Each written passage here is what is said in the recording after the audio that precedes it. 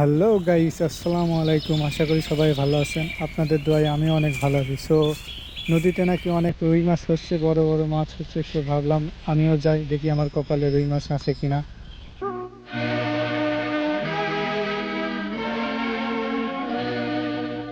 ওরে নীল দরিয়া আমাদের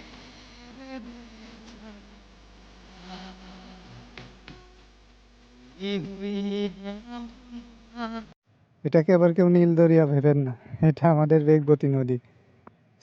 শীতের সকাল, অনেক ঠান্ডা পড়ছে। টোপ গাঁথলাম বড়শিতে, টোপ গেটে নদীতে ফেলবো এখনই। দেখি কপালে কি আছে, রুই মাছ বাঁধে কিনা। দেখেন, ফেলতে না ফেলতেই পুঁটি মাছ উঠে চলে এসেছে। নদীতে অনেক প্রচুর পরিমাণ পুঁটি মাছ হয়েছে এবার।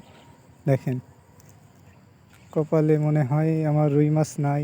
এতক্ষণ হয়ে গেল বসে আছি, কিন্তু রুই মাছ বাঁধে না। কি আর করব, পুঁটি মাছ হচ্ছে, সে পুঁটি মাছই মারি। পুঁটি মাছের সাইজটুক দেখেন কি সুন্দর। গাইস, অবশেষে আমিও রুই মাছ পেলাম। মাছটা নাড়াচাড়া করছিল বেশি, তাই দেখাতে পারলাম না ওঠানো। খোদা হাফেজ, সবাই ভালো থাকেন। আর আমার এই ভিডিওটা ভালো লাগলে চ্যানেলটা সাবস্ক্রাইব করেন।